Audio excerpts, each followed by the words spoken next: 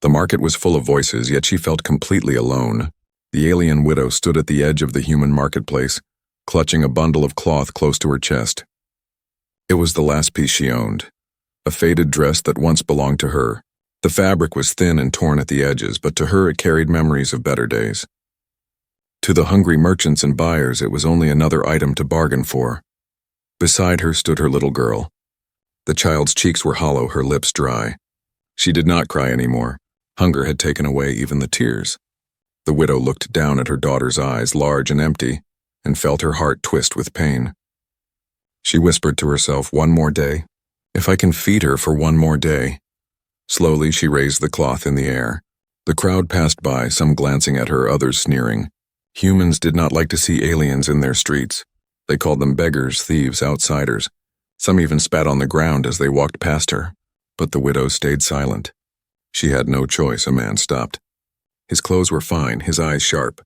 He looked at the cloth in her hands and frowned. "How much?" he asked, his voice cold. She swallowed, her mouth dry. "Enough for bread," she said softly. The man laughed and shook his head. "Not worth it, trash." He pushed past her, and the widow almost stumbled. She held her child close, steadying herself. The girl tugged at her mother's arm.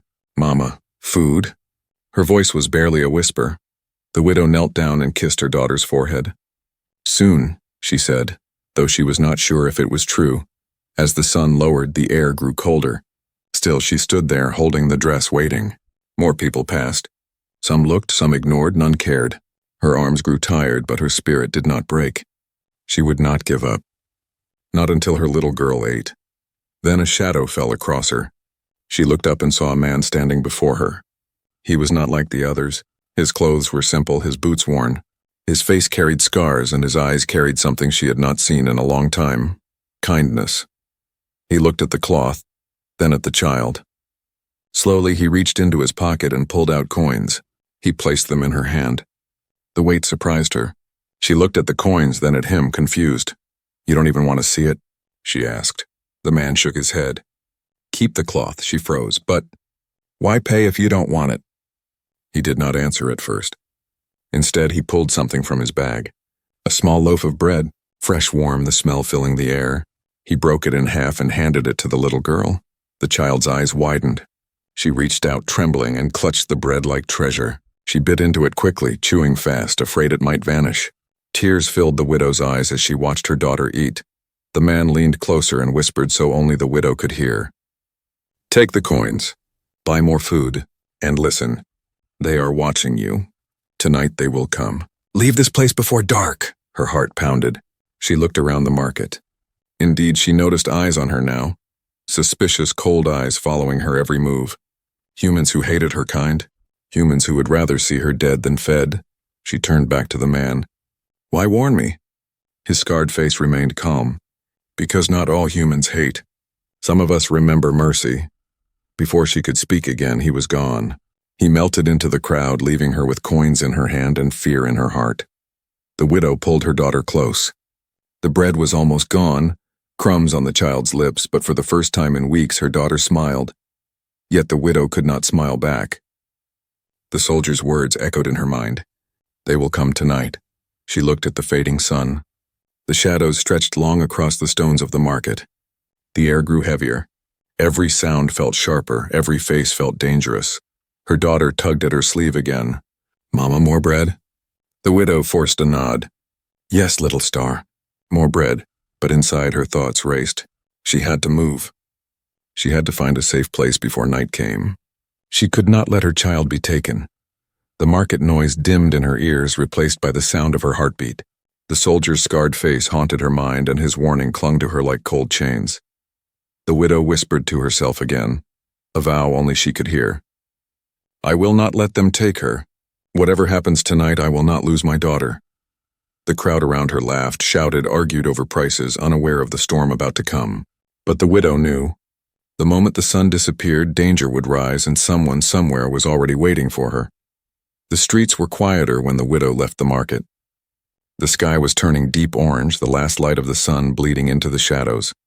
She carried her little girl in her arms, her steps quick, her eyes scanning every corner. The coins in her pocket rattled softly. But instead of comfort, the sound filled her with fear. Money meant food, but it also meant attention. She turned into a narrow alley. The stone walls were cracked, the smell of smoke heavy in the air. The girl leaned against her shoulder, tired but full for the first time in days. A faint smile rested on her small lips. The widow kissed her forehead, her heart aching with both love and dread. "Not tonight," she whispered. "They will not find us tonight." But her own voice betrayed doubt. The soldier's warning pressed against her chest like a weight she could not push away. At the end of the alley, a shadow moved. The widow froze. Her arms tightened around her daughter. She stepped back, ready to run. But the figure stepped into the light. It was him, the scarred soldier from the market. He raised his hand slowly, showing he carried no weapon. His voice was calm, low. "Do not fear. I told you, they will come. You need to leave this part of the city." The widow narrowed her eyes. "Why follow me? Do you mean to trick me?" The soldier shook his head. His eyes were steady, not cruel. "If I wanted harm, you would not be standing here. I mean only to help."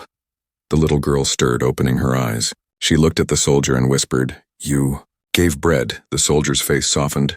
"Yes, and I will give more if you let me." He reached into his coat and pulled out another small loaf. He held it out. The girl stretched her hand eagerly, but the widow held her back. She studied him, her breath sharp. "Why, no human gives without reason. What is your price?" The soldier lowered the bread, his eyes falling to the ground for a moment. When he looked up again, the pain in his face was clear. "I once had a daughter," he said. "She died during the war. Too small, too weak. I could not save her. When I see your child, I remember her." The widow's chest tightened. She did not want to feel sympathy for a human. Not after what they had done to her people. Yet his words struck deep. Loss was a wound both their kinds carried. Before she could answer, heavy boots echoed at the far end of the alley. Shouts carried through the air. Human patrols, searching, hunting. The soldier's face hardened. He pressed the bread into the widow's hand and stepped closer. "Listen to me. You must not return to your home. They are watching. They plan to take all aliens to the camps. Tonight." The widow's throat closed. She had heard whispers of these camps, places of hunger and death. She held her daughter tighter, as if her embrace alone could shield the child from such a fate. "Where can I go?" she asked, her voice cracking. The soldier's eyes flicked toward the sound of the patrol. He leaned close, whispering quickly. "There is an old place, a shelter forgotten by most. Come, I will lead you." She hesitated. Trusting him could mean safety or betrayal. Yet staying meant certain doom. She looked at her daughter, who clutched the bread with small, hopeful hands. The widow nodded once. "Lead, but if you betray me, I will not go quietly." The soldier almost smiled, but it was a sad smile, tired and hollow. "I expect no less." They moved quickly. The soldier walked ahead, guiding them through twists and turns of the city, choosing paths that avoided the main roads. The widow followed, her heart pounding at every shout in the distance, every flash of torchlight. Her daughter whispered into her ear, "Mama, safe?" The widow kissed her cheek. "Yes, little star. Safe, for now." But her eyes remained sharp, watching the soldier's every move. At last they reached a rusted gate hidden behind piles of broken crates. The soldier pushed the crates aside and forced the gate open with a loud screech. He motioned them inside. Behind the gate was a stairwell leading down into darkness. The air was damp and cold, the smell of stone and dust rising up. The widow hesitated. The place looked like a tomb. The soldier turned back, his face lit faintly by the dying light above. "Down there," he said. "No patrol will search this place." The widow stared at him. "And what waits below? Humans, chains?" He shook his head. "Others. Like you." The little girl perked up. "Others, Mama, like us?" The widow's heart leapt with both hope and fear. Could it be true? Were there more survivors hiding here? The soldier extended his hand, waiting. "Trust me. Just this once." She stared at his scarred hand, then at her daughter's hopeful eyes. For a long moment she stood frozen between past pain and present need. Finally she stepped forward, holding her daughter close. Together they descended into the dark. Behind them the gate closed with a heavy clang. The city above roared with shouts and steel. But down here in the silence a new chapter was beginning. And the widow did not yet know if it was salvation or another trap. The stairwell swallowed them in darkness. Each step echoed against stone walls heavy with dust and age. The widow's arms tightened around her daughter as they went deeper. The child's small hand clung to her sleeve, her eyes wide and searching.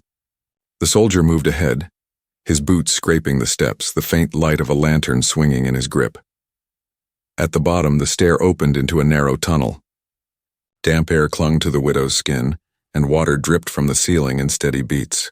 The soldier whispered, "Stay close. Sound carries far down here." The widow did not answer. Her heart thumped loudly enough that she feared even the walls could hear. They walked for several minutes, weaving through the underground passages, until the tunnel widened into a low chamber. Broken crates and old tools lay scattered across the floor. In the corner, a small group of aliens huddled together, their eyes hollow, their faces thin. The widow gasped softly. Her people, survivors. One of them, an older alien with silver markings across his skin, looked up in shock. "Another? You brought another here?" His voice cracked with both relief and fear. The soldier nodded. "She has a child. They were being hunted." The widow stepped forward cautiously, still holding her daughter. The little girl smiled shyly at the group. For the first time in months, the widow felt something flicker inside her, a fragile spark of belonging. But the moment was short. Above them, muffled voices echoed. Human voices, boots striking the ground. Shouts carried down through the cracks in the ceiling. The widow froze, the soldier's jaw clenched. "They're searching the district faster than I thought. We must move again." The older alien shook his head.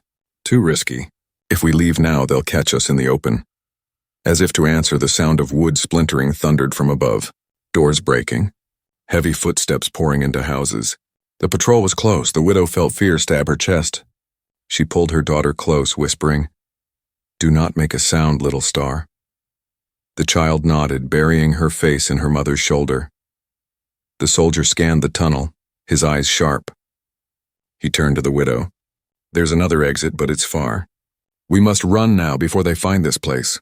The widow stared at him. "And if they are already waiting?" His voice hardened. "Then we fight. But better to run first." Without another word, he grabbed a torch from the wall and pushed forward into a side tunnel. The widow followed, her heart pounding, the others close behind. The tunnels twisted like a maze. Every step seemed louder than the last. Every shadow seemed to move. Behind them, the sound of boots grew closer. The humans had entered the underground. A shout rang out. "Here, this way."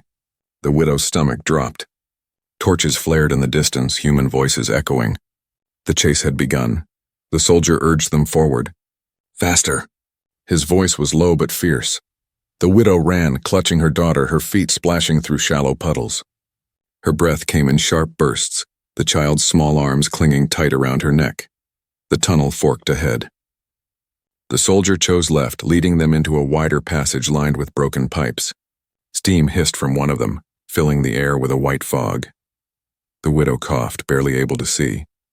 Behind them, human torches flickered through the mist. Voices shouted commands, boots slammed against stone. "Stop them!" The widow stumbled but pushed forward. The soldier grabbed her arm to steady her. "Keep going!" They burst from the fog into another chamber, a dead end. The wall was solid stone, no way forward.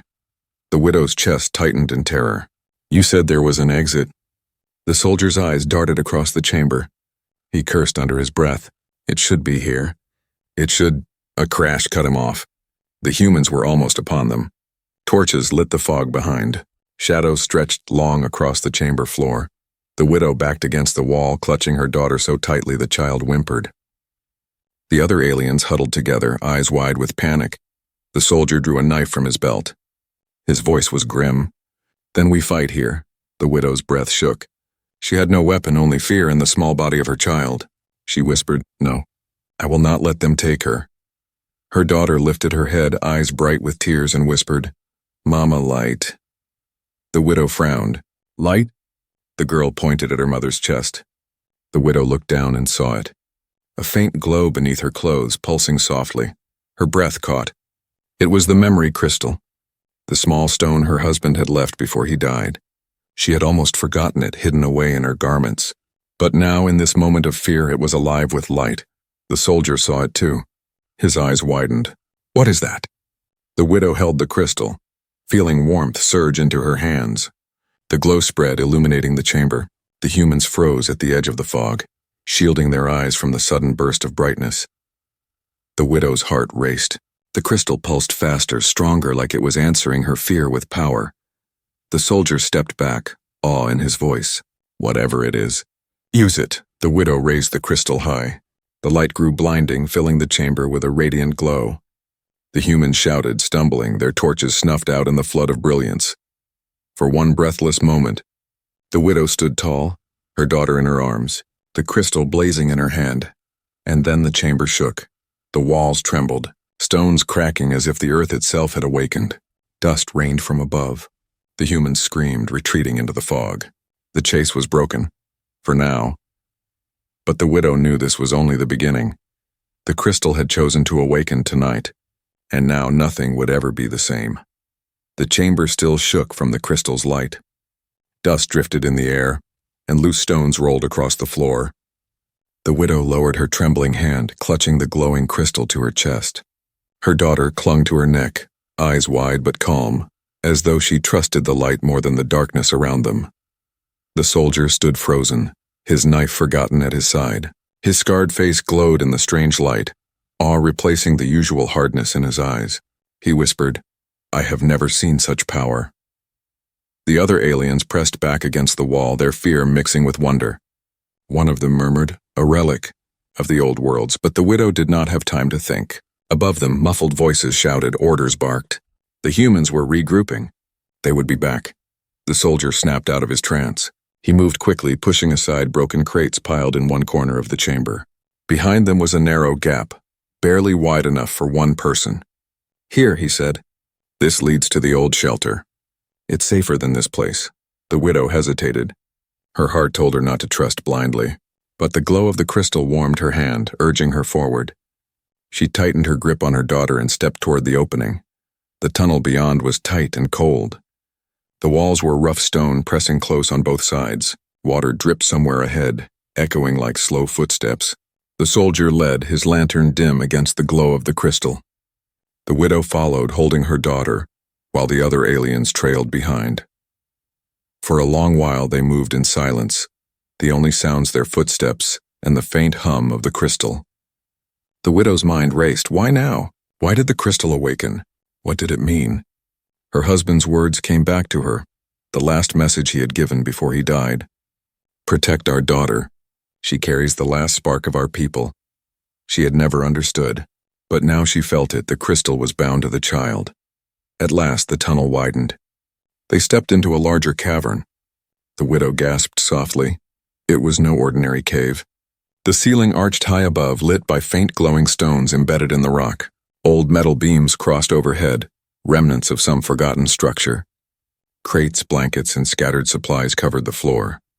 And around a small fire in the center, more survivors sat, aliens of all ages.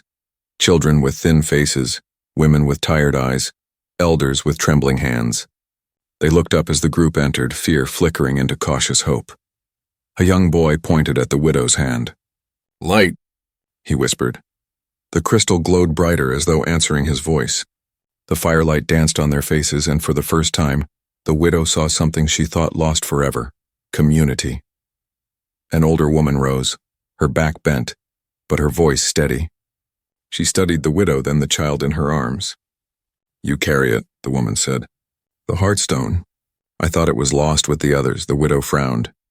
"Heartstone? I don't understand." The woman stepped closer, her eyes shining with recognition. "It is a memory crystal, yes, but more than that. It carries the songs of our ancestors, the strength of our people. Only one who still has hope can awaken it. And only a child born after the war can carry its spark." The widow's chest tightened. She looked down at her daughter, who was staring at the crystal with quiet wonder. The child reached out and touched it again, and the glow brightened, filling the cavern with warm light. The survivors gasped. The soldier stood back, silent, watching everything unfold. His face was unreadable, but his hand remained on the hilt of his knife, ready in case the humans returned. The widow turned to him. "You brought us here." "Why?" He met her eyes. "Because I could not save my own child. Maybe I can help save yours. And maybe save more than that." The cavern grew quiet again. The survivors gathered closer, some kneeling, some simply staring at the light. For a brief moment, the fear of patrols and soldiers faded. Hope, fragile and small, lived again in their eyes. But the widow could not let her guard down. She held her daughter close and whispered, "We are not safe yet."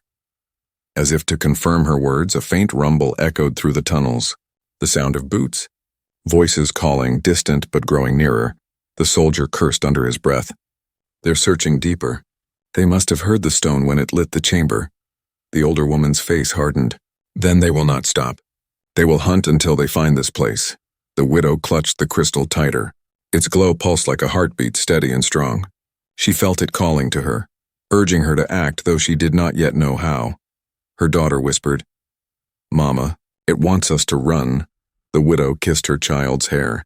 "Yes, little star, we will run, but not forever." She looked at the soldier, then at the gathered survivors.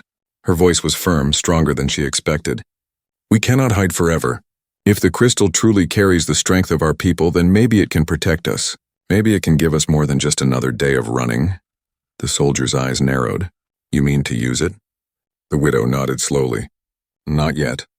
But when the time comes, I will not let it fall into human hands." The cavern filled with silence again, broken only by the distant approach of boots in the tunnels above. The widow held her daughter, the crystal glowing between them. For the first time she felt not only fear, but purpose. The chase was not over. The night was far from safe. But in her arms she carried more than just her child. She carried the spark of a people who refused to die, and the humans hunting them did not yet know what was waiting in the dark. The glow of the crystal filled the cavern, soft but steady, lighting the weary faces of the survivors. The widow sat close to the fire, her daughter curled against her side, still holding the stone as if it were a living thing. The child hummed quietly, a tune no one had taught her. The glow pulsed gently with the rhythm of her voice. The soldier kept his distance, leaning against the far wall, his scarred face half hidden in the shadows. His eyes never left the stone. His hand hovered near his belt. Not on his knife this time, but on the small metal locket he carried, a reminder of his own daughter gone before her time. The older woman who had named the crystal stepped closer. "Heartstone," she said again, her voice reverent. "Long ago our ancestors made it. It was not only memory, it was life, a guide, a protector, a bond." The widow frowned. "I do not understand. Why would it awaken now after all this time?" The woman's eyes softened. "Because it responds to need. And tonight your need was greater than your fear." The widow looked down at her child. The girl was tracing the smooth edges of the crystal with her small fingers, her lips forming silent words. The widow's heart ached. She had wanted to protect her daughter from everything, to shield her from the cruelty of this world, but now she wondered if the child was meant for more than hiding. The soldier broke the silence. "If this stone is truly what you say, then the humans will come harder. They will not stop until it is theirs." The older woman nodded. "Yes, that is why we must guard it." She looked at the widow. "You are the keeper now." The widow shook her head sharply. "I never asked for this. I only wanted to feed my child. I am no leader, no warrior." But as she spoke, the crystal pulsed, glowing brighter. The survivors murmured, watching with wide eyes. It was as if the stone itself denied her words. The soldier stepped forward, his voice low. "Then learn quickly, because war does not ask who is ready." The widow felt the weight of their eyes, the pull of the crystal, the steady heartbeat in her hand. She wanted to refuse, to throw the stone away and walk into the dark, but she could not.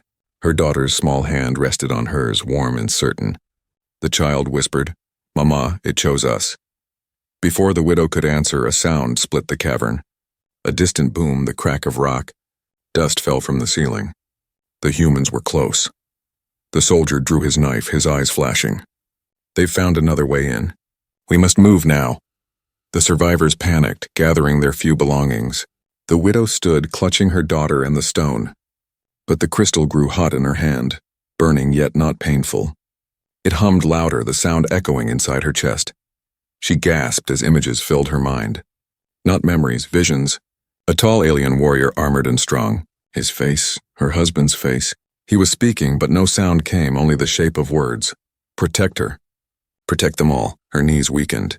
She stumbled, clutching the wall. The soldier caught her arm, steadying her. "What is it?" She looked at him with wide, tear-filled eyes. "It speaks," the soldier frowned. "The stone?" She nodded, breathless. "It carries his voice. My husband. He left this for us." The older woman gasped softly. "Then it is true. The stone holds not just the past, it holds the last command of our fallen." The widow tightened her grip on the crystal. The warmth spread through her arms into her chest, filling her with a strength she did not know she had. Her fear lessened, though danger pressed closer with every passing second. The soldier looked into her eyes. "What did he say?" Her voice trembled, but she spoke clearly. "He said to protect her. And to protect them all." The cavern trembled again, closer this time. Voices shouted in the tunnels, the harsh bark of soldiers, the clatter of weapons. The survivors cried out, gathering near the widow as though the glow of the crystal could shield them. The soldier's jaw tightened. "Then you must decide, run or stand." The widow looked around the cavern, the frightened faces, the tired eyes, the small children clutching each other. She looked at her daughter, who stared at her with trust so deep it nearly broke her heart. And she looked at the crystal, glowing with a steady fire. Her fear gave way to resolve. She lifted the stone high, the light spilling across the walls. The survivors gasped. The soldier stepped back, his face half lit, his eyes wide. The widow's voice was firm now. "We will not be taken. Not tonight. Not ever." The crystal pulsed, stronger, answering her vow. The walls shimmered faintly, as though the stone was touching the very earth itself. The soldier's voice was low, almost a whisper.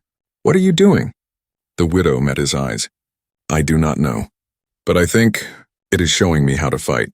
Above, the boots grew louder. The humans were only moments away. The air trembled with their approach. The widow clutched her daughter close, the crystal blazing in her other hand. The cavern had no doors, no walls strong enough to hold back the army. But in her chest burned a fire, in her hand a power older than the war.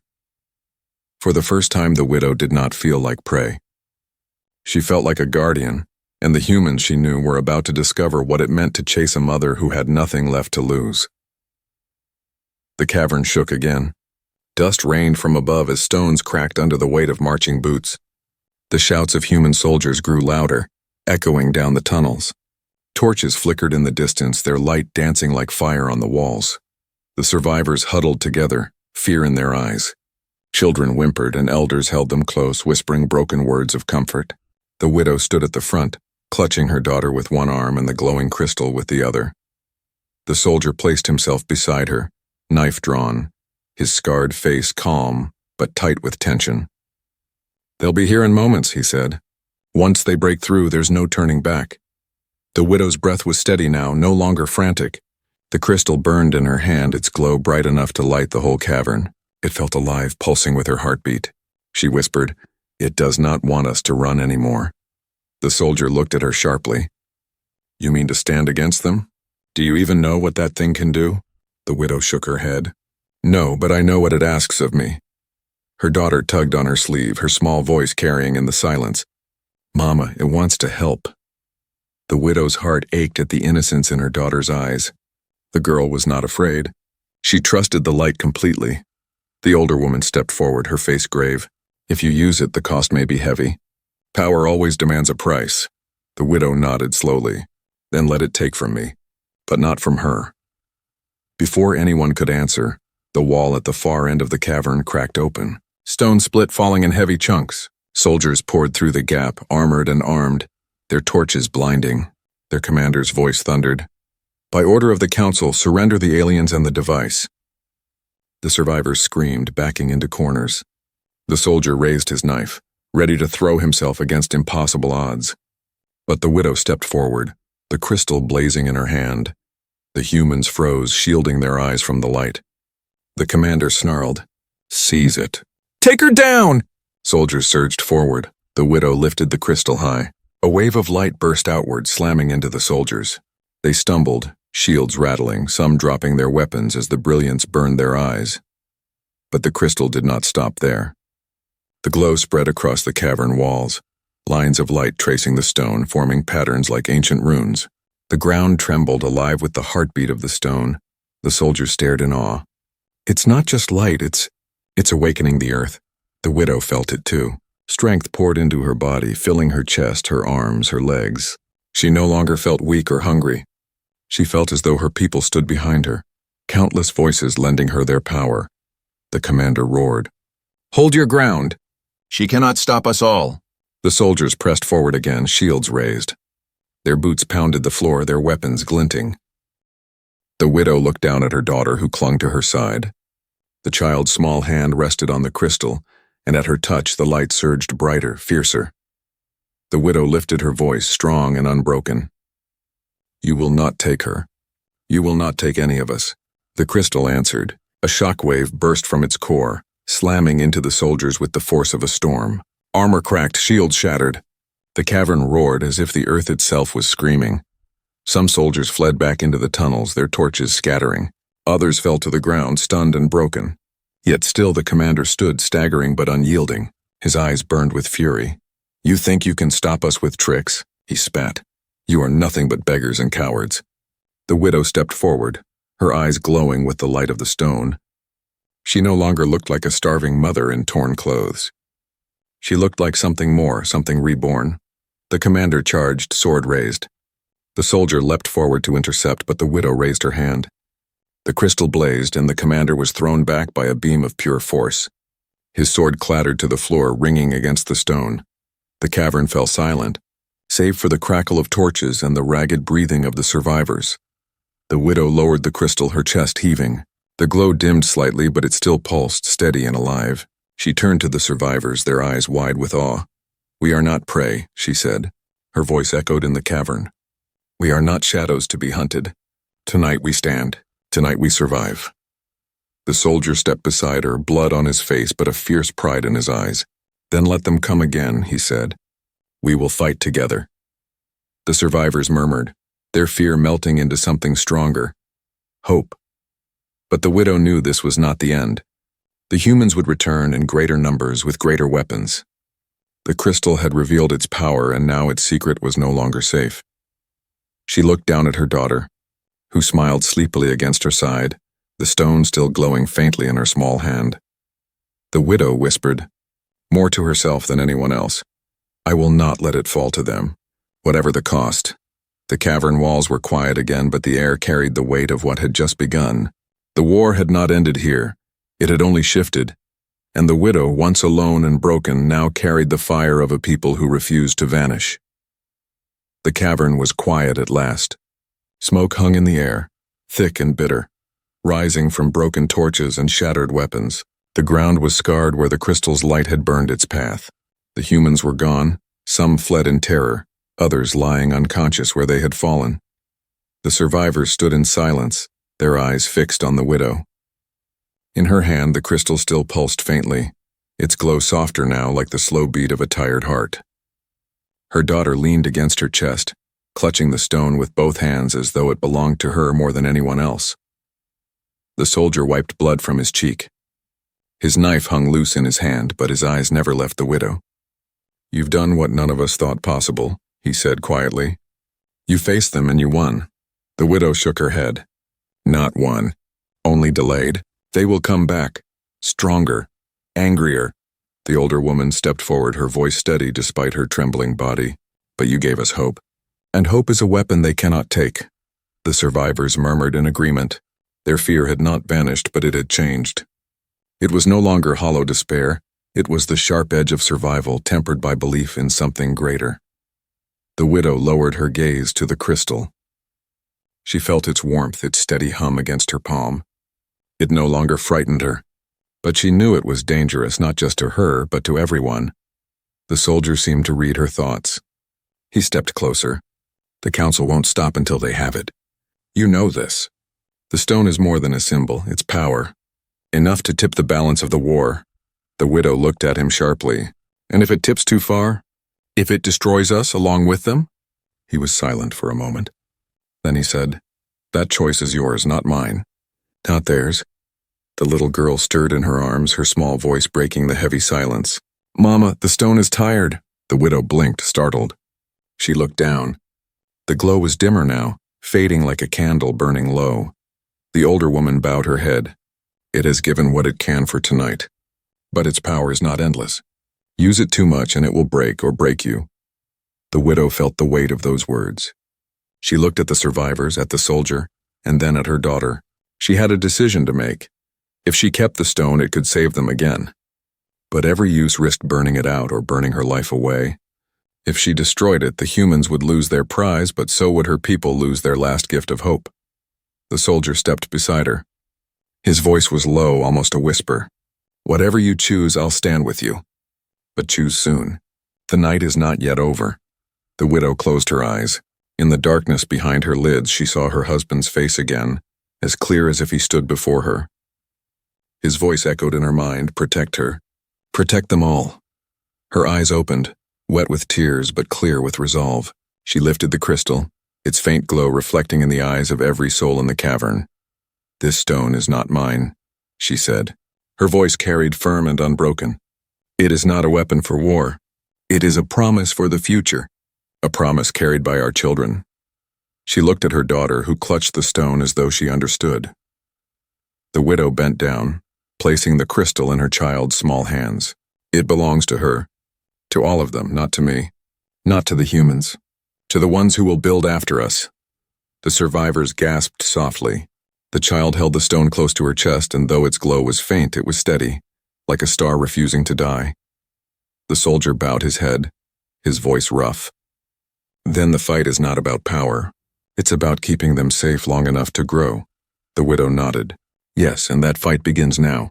The cavern was silent again, but the silence felt different. It was not heavy with fear. It was heavy with purpose. The soldier looked at her, his scarred face softer than ever. "You're no longer just a widow," he said. "You're the shield of your people." The widow did not answer. She only held her daughter close, watching the faint glow of the stone in the child's hands. Above them, faint echoes of boots carried once more through the tunnels. The humans were not finished, but neither was she. She kissed her daughter's hair and whispered, "We have nothing left to give them. Nothing but ourselves, and that will be enough." The child smiled sleepily, resting her head against her mother's shoulder, the stone pressed between them. The widow rose, her back straight, her eyes unafraid. The survivors gathered around her, the soldier at her side. Together, they turned toward the darkness of the tunnels, ready for whatever waited beyond, and as they moved, the crystal pulsed one last time, brighter than before, as if blessing the path ahead. The war was far from over. The nights would be long, the losses heavy. But the widow no longer walked as prey. She walked as a guardian, carrying the fire of a people who refused to vanish. And somewhere in the silence of the earth, the echo of her husband's voice lingered. "Protect her. Protect them all."